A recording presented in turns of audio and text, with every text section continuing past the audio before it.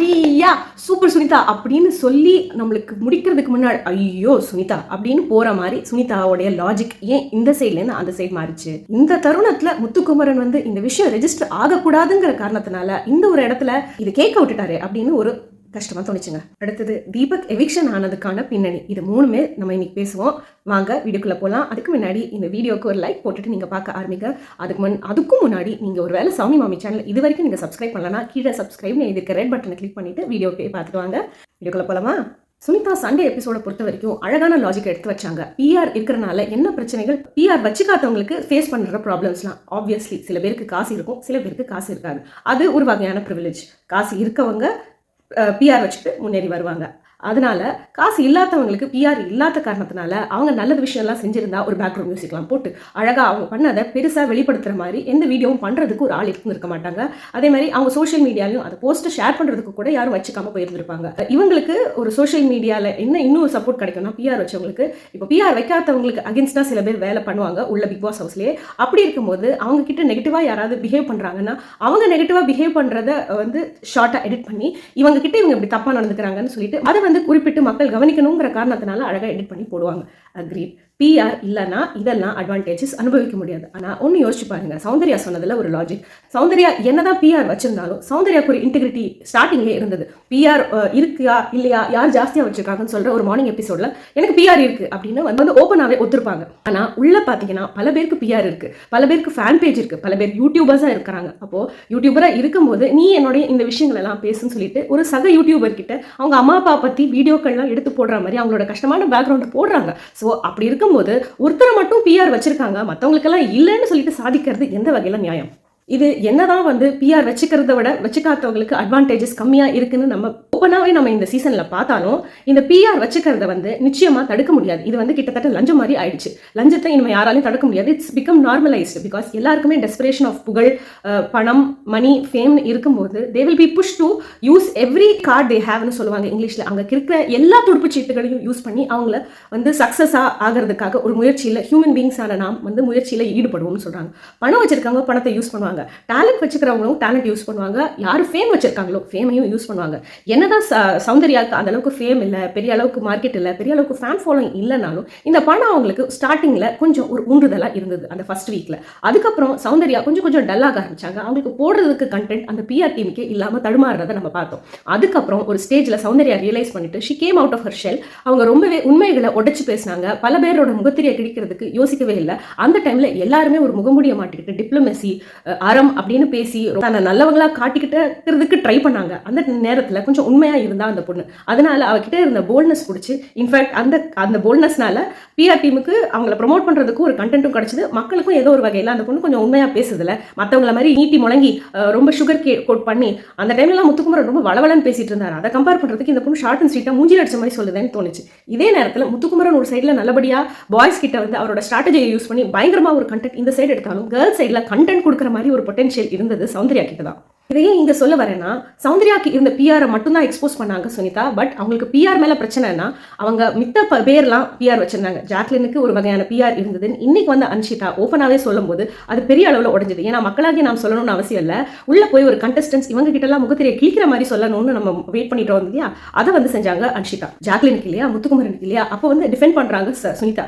இல்ல எனக்கு யார் பிடிக்காதோ அவங்கள பத்தி தானே நான் எக்ஸ்போஸ் பண்ணுவேன், எனக்கு பிடிச்சவங்களை பத்தி நான் எக்ஸ்போஸ் எப்படி பண்ண முடியும்னு சொல்லும் போது அவங்க கிட்ட ரொம்ப பாராட்டணும்னு அவங்கள வந்து பெருசா தூக்கி வச்சும்போது இப்படி வந்து ஓரவஞ்சனையில கேம் வின் பண்ணணும், அவங்க பிடிச்சா வின் பண்றதுக்காக மட்டும்தான் இந்த பொண்ணை அவங்களை எக்ஸ்போஸ் பண்ண ட்ரை பண்ணாங்களா? ஏன்னா எக்ஸ்போஸ் பண்ண தேவையில்லை. சௌந்தர்யா ஓப்பனா ஒத்துக்கிட்டாச்சு. அவங்களே இவங்கெல்லாம் உள்ள வரதுக்கு முன்னாடி எனக்கு பிஆர் இருக்குன்னு ஒத்துக்கிட்டாச்சு. ஆனா பிஆர் வச்சுக்கிறது ஒரு தவறான விஷயம் அப்படின்னு சொல்லணும்னு இவங்க முன்னிட்டானா 7 பேரும் ஒன்னா சேர்ந்து வந்து இந்த பொண்ணை மட்டும் டார்கெட் பண்ணது நியாயம் கிடையாதுன்னு நம்மளுக்கு தோணுச்சு இல்லையா?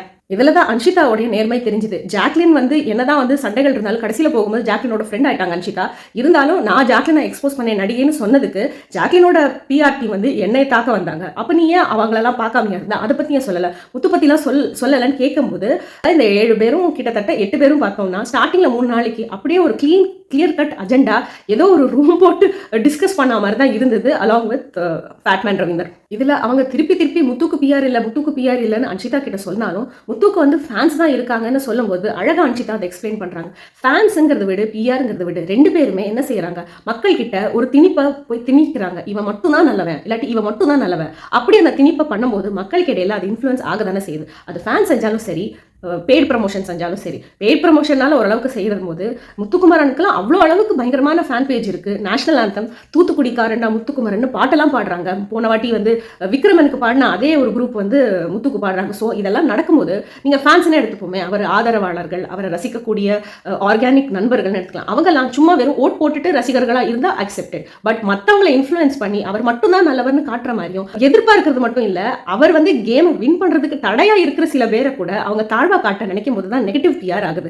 அதுதான் வந்து சிவா வந்து அந்த வீக்கெண்ட் சண்டே எபிசோட்ல வந்து சொல்லியிருப்பாரு. எனக்கு ரொம்பவே பிடிச்சிருந்தது. என்னதான் அந்த 8 பேருடைய குழுவில் இவர் இருந்தாலும் அவருடைய game plan was to destroy Soundarya's கேம்ல இருந்தாலும் இவர் ஓப்பன் அப்பா வெளியில வந்துட்டு நான் வந்து தப்பு பண்ணியிருந்தா சாரி கேட்டலாம், நான் தப்பே பண்ணாமல் ஒரு ப்ரொஜெக்ட் பண்ணி முத்துக்குமரை நான் டிஃபேம் பண்ணுற மாதிரி பேசினேன்னு சொல்லிட்டு நான் எலிமினேட் ஆகி போகும்போது அந்த விஷயத்தை வச்சு என் மனைவி என் குழந்தை வரைக்கும்லாம் வந்து என்னை வந்து திட்டினாங்க. எனக்கு அது ரொம்ப கஷ்டமாக இருந்தது. நான் குமரி அழுதப்போ லிட்டரலாக ரொம்ப கஷ்டமாக தான் இருந்தது. ஆனால் சத்தியமாக அப்போ வந்து முத்துக்குமரன் வெளியில் வந்து அவரை கன்சோல் பண்ணுவார்.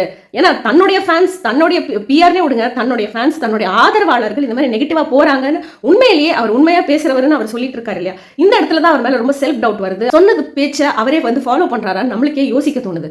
அவர் நிச்சயமா சிவா கிட்ட திரும்பி என்ன சாரி, என்னோட ஆதரவாளர்கள் உங்களை இந்த அளவுக்கு தாக்கியிருக்க கூடாது, அவர் சார்பா நான் மன்னிப்பு கேட்டுக்கிறேன், ஒருவேளை எங்கேயாவது பதிவு பண்ணியிருந்தா நல்லா இருந்திருக்கும். ஆனால் அவர் எந்த பதிவும் பண்ணல. இரண்டாவது, அவர் வந்து ஓப்பன் அப்பா கேமரா முன்னாடி வந்து என்னோட ஆதரவாளர்களாக இருக்கிற நீங்க நெகட்டிவா நிச்சயமா பேசக்கூடாது அப்படின்னு சொல்லிட்டு ஒரு ஸ்டேட்மெண்ட் வச்சிருந்தா கூட மக்களுக்கு வந்து என்னடா இவன் என்னதான் ஃபேன் ஃபாலோயிங் இருந்தாலும் அவங்கள வரைக்கும் சரியான நேர் வழியில கூட்டிட்டு போறாரு, இனிமே வந்து இந்த ஃபேன்ஸ் எல்லாம் வந்து சரியா திருந்திடுவாங்க. ஏன்னா அவங்களுடைய இலக்கு முத்துக்குமரன் வந்து ஜெயிக்கணும்னு இருந்தா முத்துக்குமரனுக்கு அகேன்ஸ்டா பண்றவங்களை பிஆர் தவறா பண்ணானா முத்துக்குமரனுக்கே அது தவறா தான் போய் முடியுங்கிற அக்கறை இருக்கும். ஸோ இது ஆர்கானிக்கா ஃபேன்ஸா இருக்கிறவங்க செய்வாங்க. அப்போ அதை செய்வாங்கன்னு எதிர்பார்க்குற நிலைமையில முத்துக்குமரன் இவங்களுக்கு ஓப்பன் ஸ்டேட்மெண்ட்டா பண்ணாதீங்க தம்பி, இந்த மாதிரி நெகட்டிவ் பண்ணாதீங்கன்னு நிச்சயமா வெளியில வந்து சொல்லுவாருன்னு நினைச்சேன். ஆனா சொல்லவே இல்லை. அது கொஞ்சம் டிசப்பாயிண்டிங்கா தான் இருந்தது. நீங்க என்ன நினைச்சீங்க? கடைசியா பொங்கல் தினத்தாண்டு தான் முத்துக்குமரன் என்ன பத்தி பாசிட்டிவா பேசாதீங்க, நான் வின் பண்ணணும்னு சொல்லிட்டு ஓர வஞ்சனையா யோசிச்சு மற்றவங்களை புட் டவுன் பண்ணாதீங்கன்னு ஃபேட்மேன் ரவீந்தர் கிட்ட ஓப்பன் ஸ்டேட்மெண்ட் விட்டாரு. இது விடுறதுக்கு ஏன் இவ்வளவு காலதாமதம் ஆக்குனாரு முத்துக்குமரன்? ஒருவேளை அவர் ரொம்ப என்ஜாய் பண்ணிட்டு இருந்தாரா? அவரை பத்தி பெருமையா பேசுறதும் சுத்தி இருக்கிற ஆட்களை எக்ஸ்போஸ் பண்றதை பார்த்து பெருமையா இருந்தாரான்னு எனக்கு தெரியல. இதுக்கு மெயின் 2 அடிகள். சண்டேல ஓப்பனா வந்து முத்துக்குமரன் தன் வாயால ரவி வந்து என்ன சொன்னாருன்னு விஜய் சேதுபதி சொல்ல வச்சது உருட்டி பேசுறாரு. ஆனா வந்து கடைசியில வரைக்கும் ரவி சொன்ன விஷயங்களை சொல்லல. அவர் என்ன சொன்னாருங்கிற அந்த ஒரு வார்த்தையை கேட்கறதுக்கு தான் விஜய் சேதுபதி சார் வந்து பண்ணாருன்னு தெரிஞ்ச உடனே ஒரு ஸ்டேஜுக்கு அப்புறம் போராடாம முத்துவே ஒத்துக்கிறாரு. அது எப்படின்னா தன்னுடைய கூட்டாளியை விட்டு கொடுக்க கூடாதுங்கிற ஒரு மனப்பான்மையில தான் இருக்காரு. ஆனா என்ன செஞ்சிடறாரு, என்னதான் கூட்டாளியா இருந்தாலும் நம்ம இலக்கு வின் பண்றதுதான், அப்ப நம்ம போட்ட உழைப்பெல்லாம் போயிடும்ல, அதனால இந்த தருணத்திலேயாவது விட்டு கொடுக்கணும்னு சொல்லிட்டு அவர் சொல்ல வெளியில சொல்லிடுறாரு. ஏன்னா முத்துக்குமரனுக்கு இது வெளியா ஒரு குறும்படமா போட்டு அதுக்கப்புறம் அடுத்த நாள் 1 hour எபிசோட்ல ஜாயின் பண்ணி பிக் பாஸ் டீம் வந்து அதை வெளியிட்டுச்சு. இந்த விஷயம் எல்லாம் வந்து முத்துக்கு தெரியாது. ஏன்னா மக்கள் அந்த அளவுக்கு நுண்ணிப்பா கவனிச்சிட்டு இருக்காங்க இந்த கேம் ஷோன்னு தெரியாத காரணமா இருக்கலாம். இதை சொன்ன உடனே நீங்க ஓரவஞ்சனை வந்து நீங்க முத்துக்கிட்ட காமிச்சிட்டீங்கன்னா இந்த கேமையே திசை திருப்புற மாதிரி இருக்கு இல்லையா. அதே மாதிரி பெட்டி விஷயத்துல வந்து 1.5 மணி நேரத்துக்கு வந்து ரயானை வந்து எடுக்க வைக்கிறாரு. முத்துக்குமரன் வின் பண்றதுல பெரிய தடையா இருக்கிறது ரயான் தான். ஏன்னா ரயான் தான் முத்துக்குமரன் போடுற ஒரு ஸ்ட்ராட்டஜியும் உடைக்கிறாரு. அவர் செய்யற பல பொய்களை வெளியில எடுத்துட்டு வந்தாரு. அவர் நிறைய முரண் பண்ணாரு. அந்த முரணெல்லாம் தட்டி கேட்டு taste of his own medicine சொல்லுவாங்க. அவரோட ஸ்டைலே அவரை வந்து ஹேண்டில் பண்ணாரு ரயன் கடைசி வாரங்கள்ல. இதான் சொல்லியிருப்பாரு, நீ ஃபர்ஸ்ட் வீக்லேருந்தே இருந்திருந்தானா நீ பயங்கரமா புகழடைஞ்சிருப்பேன்னு ஃபேட்மேன் ரவீந்தர் சொல்லியிருப்பாரு. ஒருவேளை அப்படி இருந்திருந்தா ரவி வந்து ரயனுக்கு சப்போர்ட் பண்ணிட்டு முத்துவை ஒருவேளை டவுன் பண்ணியிருப்பாரோ. ஏன்னா ரவி எப்பவுமே ஒரு பேட்டர்ன் ஃபாலோ பண்ணுவாரு. ஸ்டார்டிங்ல பாலாக்கு வந்து சப்போர்ட் பண்ணுவாரு. அதே மாதிரி சர்டன் ஹீரோஸ் கவினுக்கு அப்படிலாம் வந்து பயங்கரமா சப்போர்ட் கொடுத்துட்டு வருவார். ப்ராபப்ளி ஒரு ப்ரொடியூசரா இருக்கனால ஃபிலிம் சான்ஸ் கொடுக்கறதுக்காக இது மாதிரி ஏதோ நடக்குதான்னு எனக்கு தெரியல. பாலாவும் சில இடங்கள் இன்டர்வியூஸ்லாம் வந்து இது ரிலேட்டடா சில அதெல்லாம் உண்மைகள் மாதிரி அப்படின்னு சொல்ற சில வீடியோக்கெல்லாம் இருக்குன்னு நான் கேள்விப்படுறேன். So I don't know about that logic. But still ஜாக்லினால கூட அதை செய்ய முடியாது. சௌந்தர்யா பத்தி கேட்கவே தேவையில்லை. பேசுவாங்களே தவிர அவ்வளோ பேச்சு திறன் இல்லாதனால, அவங்களுக்கு ஞாபக சக்தி இல்லாதனால, முத்து இங்க எப்படி சொன்ன நீ அங்க அப்படி பேசின, முத்து அளவுக்கு தம் கட்டி பேசுறதுக்கு ஒரு ஆளால் தான் முடியும். அது ரயன். அதனால தான் அவரை பெட்டியை தூக்க வைக்க இவர் பயங்கரமா மூல செலவு செஞ்சார். ஆனா இந்த விஷயம் பச்சையா வந்து முத்துக்கு தெரிஞ்சுமே he kept defending himself. எல்லாரும் தான் சார் கேள்வி கேட்டாங்க, என்னையும் தான் சார் கேள்வி கேட்டாருங்கிற ஒரு அப்பட்டமான பொய் சொல்றாரு. அப்பதான் அண்ட் ஜாக்லினுக்கு எங்கேயோ கேட்ட ஒரு ஸ்பார்க் வந்து ஓஹோ முத்துக்குமரன் கிட்ட ஓரவஞ்சனையா வந்து இவர் நடந்துக்கிறாரு. அதை தான் வந்து விஜய் சேதுபதி சார் கேட்கறான்னு சொன்னோன்னே உடனே வந்து ஜாக்லின், ஏன்னா ஜாக்லின் கிட்ட வச்சு நீ என்ன நினைக்கிற பெட்டியை பத்தி மட்டும் தான் சொல்றாரு. அப்போ என்ன நினைக்கிறேங்கிறதுக்கும் நீ எடுக்க போறியா, நீ எடுத்தா நல்லா இருக்கும்னு சொல்றதுக்கும் ஒரு வித்தியாசம் இருக்கு. ஆனா அப்போ நீ என்ன நினைக்கிறேன்னு சொல்றது நீ எடுக்க போறியான்னு கேட்டு நீ எடுக்கலன்னு தெரிஞ்சோன்னா அப்படின்னு சொன்னது என்னோட தோணல் படிதான் நீ கரெக்டா நடந்துட்டு இருக்க, இதை இப்படியே ஃபாலோ பண்ணுன்னு கேமரா முன்னாடி அப்பட்டமா பேச முடியாதுன்னு ஒரு சைன் லாங்குவேஜ் மாதிரி தான் கிட்டத்தட்ட இருந்தது. ஸோ சண்டே எபிசோட்ல கண்டிப்பா நிச்சயமா தெரிஞ்சு போச்சு முத்துக்கு இவங்க பிஆர்னு சொல்லிட்டு இவர் ரவி உள்ள வந்ததும் இந்த டீம் எல்லாரும் சேர்ந்து இவரை மட்டும் போட்டி புகழ்ந்து மித்தவங்க எல்லாம் எக்ஸ்போஸ் பண்றோம்னு அவங்களோட கேமை புட் டவுன் பண்ணதும் அப்பட்டமா மக்களுக்கு தெரிஞ்சிருச்சு. ஸோ இவங்க கிட்ட நம்ம சப்போர்ட் அனுபவிச்சது நம்மளுக்கு சரியா போகலன்னு தெரிஞ்ச உடனே தான் ஆமா சார் இவர் என்ன வந்து என்னோட பிஆர்னு சொன்னாரு, எனக்கு பயம் வந்துருச்சு அப்படின்னு அப்பதான் அவர் பயந்தா மாதிரி காமிச்சுக்கிட்டாரு. பட் அந்த குறும்படத்தை நீங்க போய் பாத்தீங்கன்னா அந்த அளவுக்கு அவருக்கு பயமா இல்லை. ஏன் சார் இந்த மாதிரி கேமரா முன்னாடி இதை ரெஜிஸ்டர் பண்றீங்கன்னு இதை வெளியில எடுத்து போடுவாங்களோங்கிற பயத்துல கேட்ட மாதிரி தான் அந்த நைட்ல இருந்து அந்த குறும்படம் காமிச்சது. அது அடுத்த நாள் வந்து இங்கே வந்து அன்ஷிதா வந்து நீங்கள் உங்களோட பிஆர் யார் தெரியுமா, இங்கே உங்களுக்கு உள்ளே பிஆர் இருக்குன்னு அவங்க சொன்ன உடனே கம்ப்ளீட்டாக புரிஞ்சிருது முத்துக்கு. இதுக்கு மேலே நம்ம ரவியோட க்ளோஸாக இருந்து ரவியோட கேமை நம்ம சேர்ந்து விளையாடினா வெளியில் இருக்கிற மக்களுக்கு நம்மளோட இண்டிவிஜுவல் கேம் தெரியாமல் போயிடும்னு அப்போ தான் அவருக்கு புத்தியில் வந்து உரைக்குது. அதுக்கப்புறம் ரவி கிட்ட போயிட்டு ஸ்ட்ராங்காக சொல்லிடுறாரு, இனிமேல் உங்களோட சப்போர்ட் எனக்கு தான் இருக்குன்னு நீங்கள் சொல்லாதீங்க, அது எனக்கு சரியாக படலை, நான் உழைப்பு போட்டிருக்கேன் அப்படின்னு அவர் ரெஜிஸ்டர் பண்ணுறாரு. இன்னைக்கு அந்த 50,000 ரூபாய்க்குள்ள பெட்டியை அவர் எடுத்த காரணமும் தன்னை வந்து ஒரு உழைப்பாளிங்கிறத நல்லா ரெஜிஸ்டர் பண்ணுறதுக்கு தான் பண்ணாரோன்னு கூட தோணுச்சு. ஏன்னா 50,000க்காக இவ்வளோ பெரிய 15 செகண்ட்ல எடுத்துட்டு வரலன்னா வந்து வெளியிலேயே போயிடுவாங்க அப்படின்னு சொல்ற ஒரு ரிஸ்க் அவர் எடுக்க வச்சதுக்கு காரணம் there is a negative publicity about you, you try to bring in a bigger better positive publicity. அந்த பெட்டர் பாசிட்டிவ் பப்ளிசிட்டி இருக்கும்போது நெகட்டிவ் பப்ளிசிட்டி மறைஞ்சு போயிடும். அந்த வகையில் நல்ல ஸ்ட்ராட்டஜி போட்டு யோசிக்கிறவர் தான் முத்துக்குமார். அப்படி யோசிக்கிறவர் அவர் டேலண்ட் மேல அவர் நம்பிக்கை வச்சு இருந்திருக்கலாம். ஃபர்ஸ்ட் டைமே ரவியும் அவரோட அந்த 8 பேர் வச்ச குழுவும் வந்திருக்கும் போது எனக்காக நீங்க பேச தேவையில்ல, நான் பண்ண தப்புகளையும் நீங்க கேளுங்க, நான் அதுக்கு கேள்விக்கு பதில் சொல்ல ரெடியா இருக்கேன்னு சொல்லிட்டு அவருக்கு கேள்விகள் அவர் மேல வைக்கிறதுக்கு என்ன பஞ்சமா, எவ்வளோ இடங்கள்ல sorry big boss, sorry Vijay Sethupathi sir, sorry girls, சாரின்னு நிறைய இடத்துல சொல்லியிருக்காரு. அவர் வந்து பாயிண்ட் டாஸ்க்ல இருந்தது, மூல செலவை செய்யறத வந்து ஒரு பேச்சு சாதுரியம்னு சொன்னது, கேப்டன்சி டாஸ்க்ல அவர் டீம் கேப்டனா இல்லாம பவித்ராவை கேப்டனா இருக்கிறதுக்கான அவர் போட்ட ஸ்ட்ராட்டஜி கேம்ல வந்து கான்சென்ட்ரேட் பண்ணாம அந்த ஸ்ட்ராட்டஜிக்காக விளையாடாம போனதெல்லாம் பிக் பாஸுக்கு தெரிஞ்சுதான் பயங்கரமா அவரை கண்டிச்சாங்க. ஸோ இந்த விஷயங்கள்லாம் வெளியில வந்த அப்புறம் இவங்களுக்கெல்லாம் தெரிஞ்சிருக்கும் இல்லையா, அதை வந்து இவர்கிட்ட கேள்வியா கேட்டா கூட இதனாலதான் நான் செஞ்சேன் ஏதாவது ஒரு ஜஸ்டிபிகேஷன் சொல்றதுக்கு அவருக்கு கிடைச்சிருக்கலாம். என் ட்ரம் டாஸ்க்ல அவரை டிஸ்குவாலிஃபையே பண்ணிட்டாங்க டிடிஎஃப்ல இருந்து, அந்த விஷயம்லாம் வெளியே வரல. அப்போ அவருக்கு தெரிஞ்சிருக்கு இதெல்லாம் நம்மள கேட்கல. இருந்தாலும் இவர் ரொம்ப கால தாமதமாகி நீங்க எனக்கான பிஆர் பண்ண தேவையில்லைன்னு ரவீந்தர நேத்திக்கான பொங்கல் தினத்தன்னைக்கு மட்டும்தான் வச்சு ஏன் உடைச்சாரு. அதுவும் அன்ஷிதாவும் திருப்பி வந்து உள்ள இருக்கிற பிஆர் உங்களுக்கு நடக்குது அப்படின்னு சொன்னதுக்கு அப்புறம் தான் அவங்க வந்து ஓப்பனா போய் உள்ள போய் ரவி கிட்ட சொல்றாரு. திஸ் வாஸ் டூ லேட் தான் எனக்கு தோணுச்சு. கடைசியா பிஆர் பத்தி என்னுடைய கருத்தை நான் சொல்றேன். பிஆர்ங்கிறது ஆக்சுவலா இங்கே பொறுத்த வரைக்கும் பிஆர் கிடையாது. பிஆர்ங்கிறது பப்ளிக் ரிலேஷன்ஸ். பப்ளிக் ரிலேஷன்ஷிப்ங்கிறது ஒரு துறை எப்போ உருவாகுதுன்னா செலிபிரிட்டிஸ்லாம் நிறைய அதிகரிக்கும் போது அவங்கள பத்தி நியூஸ் பேப்பர்ல நிறைய பேசப்படும். அப்பதான் அவங்களுக்கு நிறைய பட வாய்ப்பு கிடைக்கும். So it's all about marketing. மார்க்கெட்டிங்ல வர ஒரு பிரான்ச் தான் பப்ளிக் ரிலேஷன். ஆனா இது எப்படி ஆகிட்டாங்கன்னா பெய்டு ப்ரமோஷனை பப்ளிக் ரிலேஷன் சொல்லிட்டு இருக்காங்க. ஆக்சுவலா இது பிபி தான், ஆனா பிஆர் கிடையாது. இவங்க பே பண்ணி இவங்களோட ப்ரமோட்டர்ஸை வந்து அவங்கள ப்ரமோட் பண்ண வைக்கிறாங்க. ஸோ இது ஒரு அட்வான்டேஜ் தான், அக்செப்டட். ஆனா சுனிதா இது மட்டும் ஒரு அட்வான்டேஜ். எனக்கு தமிழ் தெரியாது, எனக்காக ஓட்டு போட யாருமே இல்லை, உனக்கு இது ஹெல்ப் பண்ணுச்சு, என்கிட்ட காசு இல்லைன்னு சொன்னது அவங்க கம்ப்ளீட்டா சௌந்தர்யா மேல மட்டும் அவங்களுடைய வன்மத்தை கொட்டின மாதிரி ஏன் தெரிஞ்சதுன்னா, இங்க சௌந்தர்யா பெய்ட் ப்ரமோஷனை ஒரு அட்வான்டேஜா இங்க வச்சுக்கிட்டாலும் சுனிதாக்கு அவங்களுக்குள்ள ஃபேஸ், அவங்களுடைய ஃபேம், அவங்க சொல்ற 19 years ஆஃப் எக்ஸ்பீரியன்ஸ் இருக்கு தமிழ்நாட்டில். அவங்க வந்து 18 வயசு 19 வயசுல வந்தாங்க.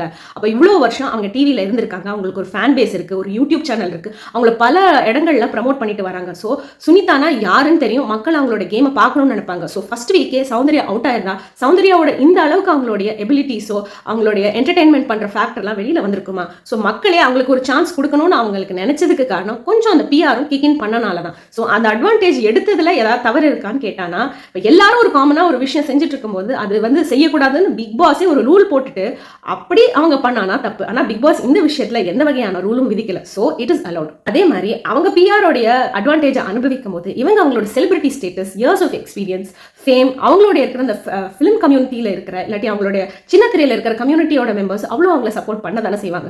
ஆனா இங்க லாங்குவேஜ் எடுத்துட்டு வந்திருக்கணுங்கிறது அவசியம் கிடையாது. இவங்களுக்கு சௌந்தர்யா கம்பேர் பண்ற அளவுக்கு தமிழ் பேச தெரியாதுன்னு இவங்க சொன்னானா முத்துக்குமரன் அளவுக்கு சௌந்தர்யாவால பேச்சு திறன் கிடையாது. இருந்தாலும் முத்துக்குமரனுக்கு லாங்குவேஜ் இருக்கு, லாங்குவேஜ் இருக்கனால தான் வின் பண்றான், என்னால வின் பண்ண முடியாததுக்கான அப்படின்னு சௌந்தர்யா எந்த இடத்துலையுமே சொன்னதில்லை. நான் வரலன்னா முத்துக்குமரன் தான் வரணும், முத்துக்குமரன் மாதிரி வெளியில போனப்பறம் நான் தமிழ் நல்லா கத்துக்கணும்னு சொல்லிட்டு தான் அந்த பொண்ணு எல்லா இடத்துலையும் பதிவு பண்ணுது. ஆனா அந்த பதிவோ அந்த தாட் ப்ராசஸ் ப்ராசஸோ சுனிதா கிட்ட இல்லை. அதை பார்த்தா பியூர் ஜெலசி மாதிரி தான் தோணுச்சு. ஆனால் சௌந்தர்யாவுக்கு முத்து மேலே இருந்தது பியூர் ஜெலசியா, எங்கேயுமே வன்மமோ பெரிய லெவலில் வெளிப்பட்டு வந்ததா எனக்கு பார்க்க முடியல. அப்படி லாஜிக் படி பார்த்தா கூட சுனிதாக்கு ஜாஸ்தியான கோவம் முத்து மேல தானே வந்திருக்கணும். ஏன்னா முத்து அளவுக்கு ஒரு பேச்சு திறன் இருந்திருந்தா, அளவுக்கு என்ன அதுல பாதி பங்கு இருந்திருந்தா கூட சுனிதாவால பயங்கர லெவல்ல பெர்ஃபார்ம் பண்ணிருக்கலாம்னு அவங்க தானே சொல்றாங்க. ஸோ சௌந்தர்யா அளவுக்கு என்னால பேச்சு திறன் இல்லாதனால தான் நான் வின் பண்ணலன்னு சொன்னவங்க சௌந்தர்யா மட்டும் பார்த்து தான் பொறாமப்படுறாங்க. ஆனா அவங்க ஏன் முத்துவை பார்த்து பொறாமப்பட மாட்டேங்கிறாங்க?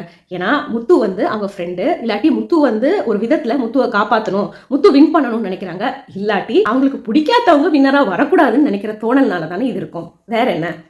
அடுத்தது பிபியில் நடந்த one among the most unfair eviction. மக்களால் எவிக் பண்ணாலும் அவங்க அன்ஃபேர் எவிக்ஷனை எப்போ சொல்கிறாங்கன்னா, நல்லபடியாக டாஸ்க் விளையாடிருக்காங்க, போல்டாக நடந்திருக்காங்க, அவங்க வளர்ச்சியை மக்கள் வேற லெவலில் பார்த்துட்டு இருந்தும் கூட அளவான ஓட்டுகள் அவங்களுக்கு வந்து சேரலை. பயங்கர பாப்புலரான ஆட்களை நோக்கி தான் மக்களுடைய விரல்கள் போயிருக்குங்கிறத அர்த்தம். இதோடைய பதிவை வந்து தீபக் அவருடைய ஃபேன் பேஜ்லேயே இன்ஸ்டாகிராமில் போட்டிருக்காரு. நிறைய பேர் எனக்கு போட்டுருவாங்கன்னு நினச்சிட்டு போடாமல் விட்டுட்டாங்க. அதனால இதை நான் அன்ஃபேர் எவிக்ஷனாக சொல்ல முடியாது. மக்கள் எனக்கு ஓட் போடல, அதனால நான் வின் பண்ணலன்னு சொல்கிறாரு. ஆனால் இதில் ஒரு விஷயம் இருக்குங்க, இங்கே தான் பிஆர்ங்கிறது ரொம்ப முக்கியம். கடன் வாங்கியாவது பிஆர் பண்ணணும்னு இனிமே வரப்போற கண்டஸ்டன்ஸ்லாம் வந்து அவங்கள வந்து ஒரு கம்பல் பண்ண மாதிரி ஒரு மொமெண்ட் மாதிரி எனக்கு தோணுச்சு. பிகாஸ் பிஆரே வைக்கல. தீபக்கோட இன்ஸ்டாகிராம் பார்த்தீங்கன்னா கடைசி போஸ்ட் 8 அக்டோபராக தான் இருந்தது. அதுக்கப்புறம் அவருடைய போஸ்ட்டை வந்து ரீபோஸ்ட் பண்ணுறதுக்கோ ஒரு சாதாரண ஒரு சோஷியல் மீடியா மேலே வந்து ஒரு எக்ஸ்பீரியன்ஸ் இல்லாதவங்களே செய்யலாம். ஆனால் அது கூட அவங்க வைஃப் செய்யலை. பிக் பாஸோடைய ஸ்டூடியோலேயே ஒரு லாக்கரில் தான் என் ஃபோன் இருக்குன்னு இவர் ஜனரஞ்சமாக சொல்கிறாரு.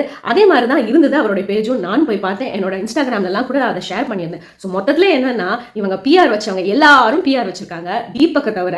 ஆனா தீபக் எப்படி ஆயிட்டாருன்னா, எவிக்ட் ஆன உடனே பிஆர் வச்சவங்க எல்லாம் வந்து எவிக்ட் ஆகல. முத்துவோடைய வெல்விஷர்ஸ் எல்லாம் இருக்காங்க இல்லையா, அந்த மாதிரி கூட வெல்விஷர்ஸ் ஃபேன் கிளப் இல்லாத காரணத்தினால, பிஆர் செட்டப் இல்லாத ஒரு காரணத்தினால தீபக் எவிக்ட் செய்யப்பட்டார். சோ பிஆர் வைக்காதனால இவர் பாக்குறதுக்கு ஃபூல் மாதிரி தெரிஞ்சாரு. அதுதான் மனசுக்கு ரொம்ப வலிக்குது. அப்போ பிஆர் வச்சாதான் வின் பண்ணணுமா? பிஆர் வைக்காம போனது தீபக்குடைய தப்பு மாதிரி இங்க ஊர்ஜிதமாயிடுது. அப்போ நேர்மை தவறிடுது. நேர்மை தவறுறது வந்து ஒரு நார்மலைஸ் பண்ணப்படுகிறது. சோ இந்த விஷயத்தை பத்தி நீங்க என்ன நினைக்கிறீங்க? என்னை பொறுத்த வரைக்கும் தீபக் தான் only eligible winner of Bigg Boss. ஏன்னா 0 amount of PR, best captain வாங்கியிருக்காரு. எந்த வகையிலையும் தன்னை சாரி ஃபிகர் கட் பண்ணிக்கவே இல்லை. பிக் பாஸ் கிட்டயும் விஜய் சேதுபதி கிட்டயும் சாரி கேட்ட மாதிரி ஒரு தருணமே கிடையாது. பிக் பாஸே அவரை ரெஸ்பெக்ட் பண்ற மாதிரி புது விதமான gentleman, wonderful father, great human பீங்னு தான் சொல்லியிருக்காங்க. விஜய் டிவியில் அவ்வளோ இயர்ஸ் ஆஃப் எக்ஸ்பீரியன்ஸ் இருந்தும் அவர் 45 வயசு இருந்துமே அவர்கிட்ட ஒரு தவறு இருக்குன்னு ஒரு ஸ்டேஜுக்கு அப்புறம் உட்காத்தி வச்சு பேசினானா கிட்டத்தட்ட வர்ஷினி வரைக்கும் அவர் சாரி கேட்டிருக்காரு. லெவல் ஆஃப் அக்செப்டன்ஸ் அவருக்கு இன்க்ரீஸ் ஆயிருக்கு. ஸ்டார்டிங்ல வந்திருக்க தீபக்லேருந்து நம்மளுக்கு கடைசி நிமிஷத்துல வெளியில போன தீபக் வரைக்கும் நம்ம கிராஃப் பார்த்தானா அவர்கிட்ட ஒரு வளர்ச்சி தெரிஞ்சிருக்கு. பிக் பாஸ்க்காக திருந்துற மாதிரி நடந்துக்கிட்டு திருப்பி அதே தவறுகள் செய்யற பல கண்டஸ்டன்ஸ் உள்ள இருக்கும்போது தன்னை ஜெனுவினாகவே மாத்திக்கிட்டு, ஜெனுவினாகவும் இன்டெகிரிட்டின்னு சொல்லுவாங்க, பல பேர் பார்க்காம இருக்கும்போது கூட கரெக்டா ஜெனுவினா நடந்துக்கிறதுக்கு பேர் தான் இன்டெகிரிட்டி. அதை வந்து சரியா கடைபிடிச்ச ஒரே ஆள் தீபக் தான். ஆனா தீபக் போனது எனக்கே கொஞ்சம் மனசுக்கு கஷ்டமா தான் இருந்தது. ஒருவேளை பிஆர் வைக்கிறது தான் இனிமே வந்து ஃபேஷன் ஆயிடுச்சு போல இருக்கு பிக் பாஸோடைய ட்ரெண்ட்ல, தெரியலைங்க. இந்த விஷயத்தை பொறுத்த வரைக்கும் உங்களுடைய கமெண்ட்ஸ் எனக்கு முக்கியம். அதனால உங்களுடைய கருத்துக்களை மறக்காம கீழே இருக்கிற கமெண்ட் செக்ஷன்ல ஷேர் பண்ணுங்க. இந்த வீடியோ பிடிச்சிருந்தா லைக் பண்ணுங்க. உங்க friends and family big boss பார்க்கறாங்கன்னா அவங்களுக்கு ஷேர் பண்ணுங்க. So till I meet you in the next video, it's bye from Soumi Mommy guys. Bye.